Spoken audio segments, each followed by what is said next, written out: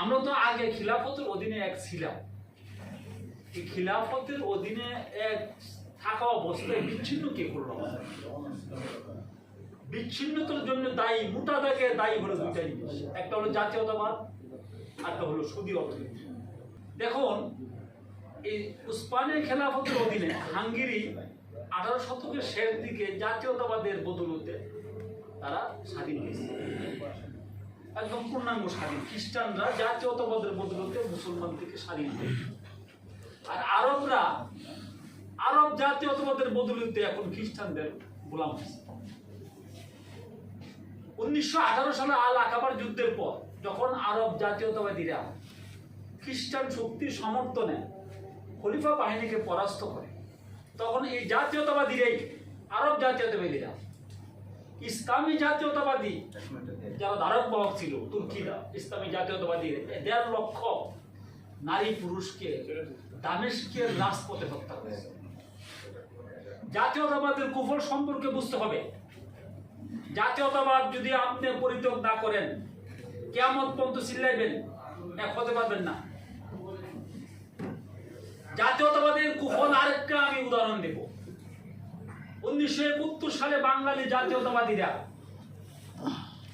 মুসলিম জাতিসত্তার ধারক বাহক যে উর্দুভাষী মুসলমানদের উপর কি নির্যাতন চালিয়েছে, এটা ইতিহাসে অনেকটা আসে না। প্রত্যক্ষদর্শী যারা আছেন তাদের নিকট আপনি জানলে, প্রশ্ন করলে বুঝতে পারবেন কি পরিমাণ অত্যাচার অবিচার হয়েছে। মুসলমানদের প্রধান শত্রু হলো জাতীয়তাবাদ, দ্বিতীয় হলো সুদী অর্থনীতি।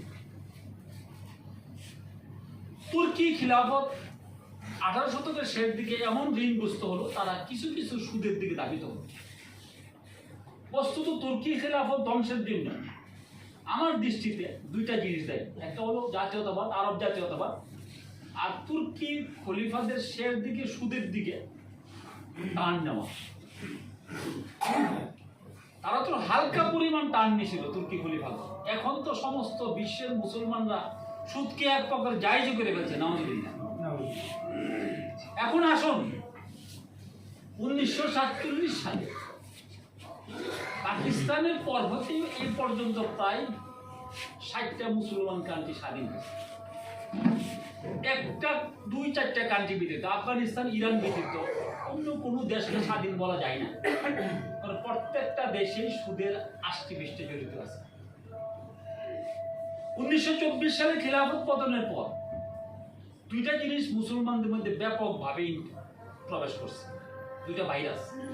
একটা হলো আঞ্চলিক জাতীয়তাবাদ, ভাষাভিত্তিক জাতীয়তাবাদ, গোত্রীয় জাতীয়তাবাদ।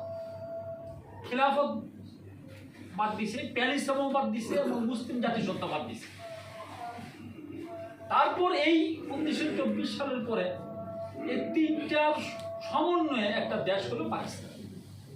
এটাকেও বাঙালি জাতীয়তাবাদীরা শেষ করে ফেলল, জাতীয়তাবাদের কুফল। তো মুসলমানদেরকে যদি মাথা তুলে দাঁড়াতে হয়, প্রথম জাতীয়তাবাদ পরিত্যাগ করতে হবে, খিলাফতের কনসেপ্টটা মাথায় রাখতে হবে। যদি এই মুহূর্তে সম্ভব না, কনসেপ্টটা ছাড়া যাবে না। আর সুদী অর্থনীতির বিকল্প অর্থনীতি খুঁজতে হবে, এটা আরো অনেক ডিটেলস আছে, স্বল্প সময় বলা সম্ভব না। এখন আসুন বাংলাদেশ প্রসঙ্গে। মুসলিম বিশ্বকে চিন্তা করলাম, বাংলাদেশ প্রসঙ্গে আসছে। 1204 সালে ইখতিয়ারউদ্দিন মোহাম্মদ বখতিয়ার খিলজি এই বঙ্গ যখন ইসলামের পতাকা তুলে নিয়ে আসলো, 1204 খ্রিস্টাব্দ হতে এই পর্যন্ত, অদ্যাবধি পর্যন্ত আমাদের পূর্ব ভারতের মুসলমানদের সংগ্রাম হলো অস্তিত্ব সংগ্রাম। হিন্দুত্ববাদী শক্তির সাথে মুসলিম শক্তির, মুসলমানদের অস্তিত্ব লড়াই। এই অস্তিত্ব লড়াইয়ের প্রথম মুসলমানরা হেরেছিল 1415 সালে রাজা গণেশের নিকট। রাজা গণেশ ইলিয়াস শাহী রাজবংশের পতন ঘটায় হিন্দু শাহী রাজবংশ প্রতিষ্ঠা করেছিল। এই রাজা গণেশকে উৎখাতের জন্য দরবেশ নূর কুতুব আলম রহিমাহুল্লাহ তাআলা তাকদিরুলকে জৌনপুরের সার্কি রাজবংশের ইব্রাহিম সার্কি আইসা আবার মুসলিম রাজত্ব প্রতিষ্ঠা করে। মুসলমানদের দ্বিতীয় বিজয় 1204-1415। 1757 পর্যন্ত মুসলমানদের কোনো অস্তিত্ব সংগ্রাম নেই। যদিও আমরা দেখি 1742 সাল থেকে নিয়ে 1756 সাল পর্যন্ত মারাঠাদের বিরুদ্ধে প্রচন্ড সংগ্রাম করতে হয়েছে মুসলমানদেরকে, এবং এমনকি এই হিন্দুত্ববাদী শক্তিরা নবাব সিরাজের পিতা মির্জা জয়নুদ্দিন মোহাম্মদকে হত্যা করে। এই বঙ্গভঙ্গ হলো পূর্ব ভারতের মুসলমানদের তৃতীয় বিজয়। চতুর্থ বিজয় হলো 1947 সাল। 1947 সালে এই পূর্ব ভারতের, বিশেষ করে বেঙ্গলের মুসলমানদের চতুর্থ বিজয়। এই চতুর্থ বিজয়ের মাধ্যমে পাকিস্তান হয়েছিল। এখন এই পাকিস্তান হওয়ার পরে পাকিস্তানকে ধ্বংস করার জন্য হিন্দুত্ববাদের শক্তিরা কি করল? এক বাঙালি জাতীয়তাবাদ উস্কে দিল, যার পরে যা হবার তা হয়েছে। মুসলমানদের, এই বেঙ্গলের মুসলমানদের হিন্দুত্ববাদী শক্তির বিরুদ্ধে পঞ্চম বিজয় হলো 2024 সাল। 2024 সালকে আপনি স্বাভাবিক দৃষ্টিকোণ থেকে দেখার কোনো সুযোগ নাই। এটা মুসলমানদের অস্তিত্বের লড়াই ছিল। 2008 হতে নিয়ে 2024 সালের ইতিহাস পর্যালোচনা করেন। মুসলমানরা ছিল এই দেশের দ্বিতীয় শ্রেণীর নাগরিক, আর বিশেষ একটি ধর্মীয় গোষ্ঠী ছিল প্রথম শ্রেণীর নাগরিক। উলামায়ে কেরামকে যাচ্ছেতাতে ব্যবহার করত। যে উলামায়ে কেরাম একটি মুসলিম রিয়াসতের মাথার মুকুট, সেই উলামায়ে কেরামকে তারা লাঠি মারত, জুতার মতো ব্যবহার করত। তো যা হোক, এই অল্প বয়সী তরুণ ছাত্র এবং জনগণ দিয়ে আল্লাহ রাব্বুল আলামিন 2024 সালের জুলাই মাসে একটা বিপ্লব ঘটিয়েছেন। এটা মুসলমানদের বিজয়। স্বাভাবিকভাবে নেওয়ার কোনো সুযোগ নাই। আজকে থেকে 500 বছর পরেও এই বিজয় স্বর্ণা করে লেখা থাকবে। এই জুলাই বিপ্লবকে কার্যকরিতা দিবার জন্য এখন আমাদের দরকার কি? হা ভোট যদি না দেন, মুসলমানদের বিজয়কে ধরে রাখতে পারবেন না।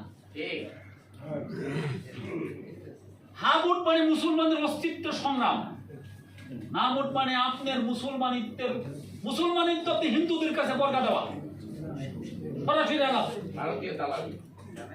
হিন্দুত্ববাদ। আমরা হিন্দুদের বিরোধী না। যেই হিন্দুত্ববাদ মুসলমানদের অস্তিত্বকে সহ্য করতে পারে না, আমরা ওইটার বিরোধী। আমাদের পূর্ব ভারত এবং বাংলাদেশে হিন্দু মুসলমান পাশাপাশি বসবাস করে, সেখানে সমস্যা নাই। সমস্যা হলো দিল্লির ইন্দোরে যখন হিন্দুত্ববাদ মুসলমানদের অস্তিত্বকে ধ্বংস করতে চায়। 2013 সালে দেখেছেন আপনার শাপলা চত্বরে কিভাবে ইসলামী সভ্যতা এবং মুসলিম জাতিসত্তার দারুণ লোকদেরকে হত্যা করেছে, কি ম্যাসাকার চলেছে। হা ভোটের পক্ষে মুসলমানদেরকে মাঠে নামতে হবে। 2024 জুলাই বিপ্লব